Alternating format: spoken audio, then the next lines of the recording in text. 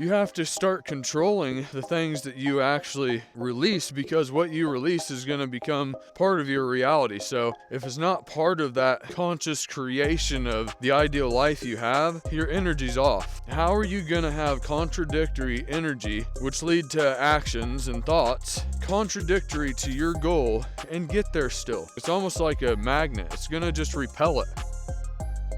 I think I'm going to make this video about controlling what you release, and that is controlling your energy. That's the thing I'm talking about. But in this personal development and personal growth type of game, it doesn't matter what other people do to you. You've still got to hold your standard. You know, you can have people treat you shitty, but you still have to control what you release towards that person. I heard the other day that acid destroys the vessel that it is contained in. And so even if somebody acts bad to you, whenever you have bad intentions for them, it still harms you. So it doesn't matter. So as you become responsible and you take responsibility for your energy and what you put off, you will find that in trying to be good to yourself, you have to be good to other people. Like, it's almost like a law that has just been laid down by the Creator. Like, we're all connected. If I'm bad to you, then I'm in effect being bad to me. Another interesting thing that I heard a long time ago was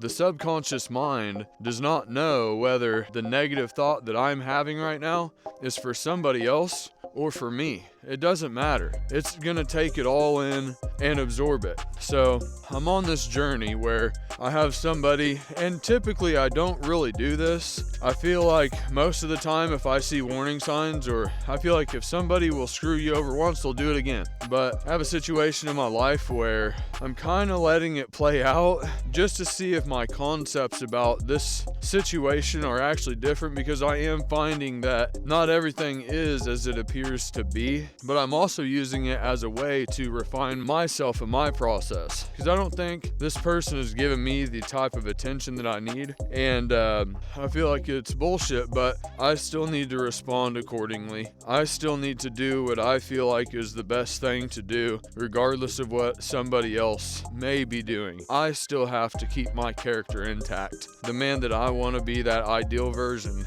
of myself. And that brings me around to controlling what I release. You gotta really start taking control of your thoughts. It's almost like if you get on a train bound for 1,000 miles away, that's where you're gonna end up if you don't get off. And it's very easy to stop thoughts at the beginning before you let them just spiral out of control. So whenever you notice your mind starting to talk bad about somebody or yourself, or just start going that negative route, boom, you just cut it off right then, because you just know. And the thing is, like, you have to start controlling the things that you actually release, because what you release is going to become part of your reality. So if it's not part of that conscious creation of the ideal life you have, your energy's off. How are you going to have contradictory energy, which lead to actions and thoughts contradictory to your goal, and get there still? It's almost like a magnet. It's going to just repel it. So you got to make sure that the thoughts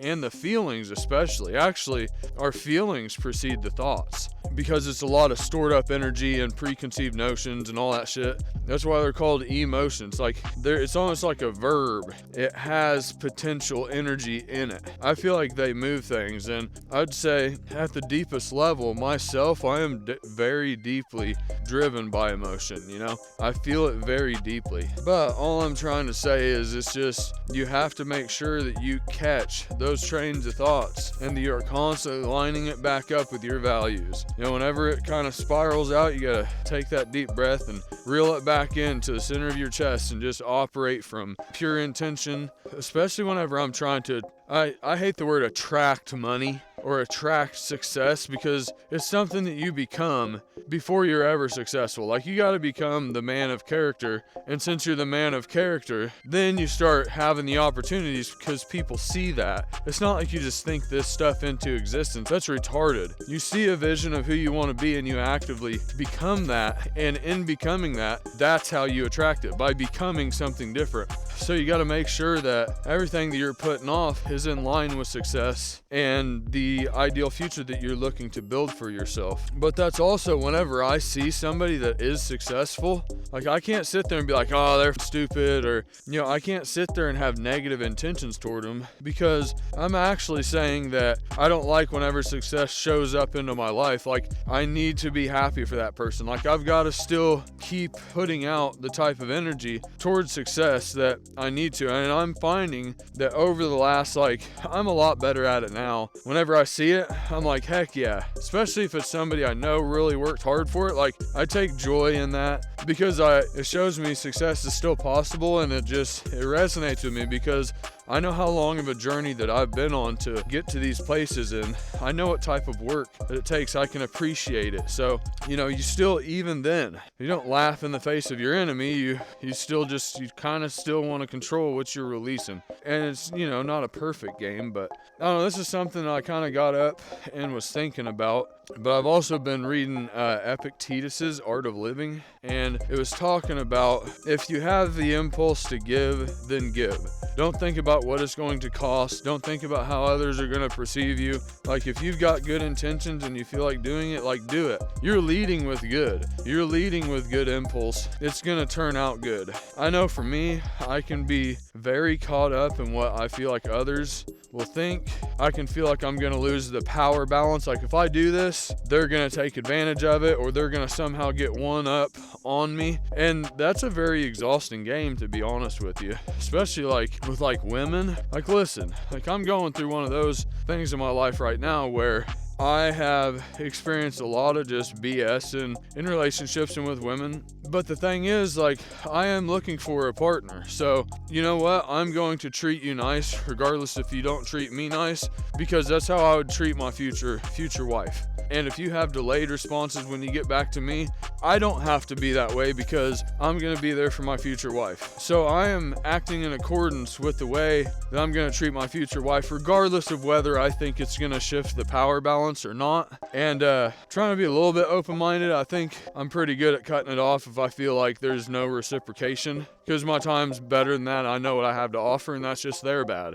You know, but the thing is, I still can't break character. I still have to get up and do the things that I'm supposed to do to build for my family and my finances, fitness, you know, my education, my mental education, my business, all of that stuff. I've still got to get up and do all of that stuff, regardless of how it is going at the time. You just can't break character. Don't break character for anybody. If anybody wants you to break character, then they're selfish, you know, but you have to maintain who you are. Once you stray away from your path, you get weak.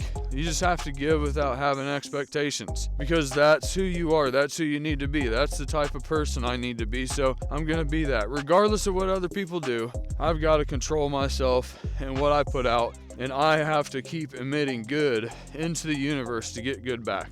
You know, what you put out, you are going to get back. And I'm starting to see that more and more.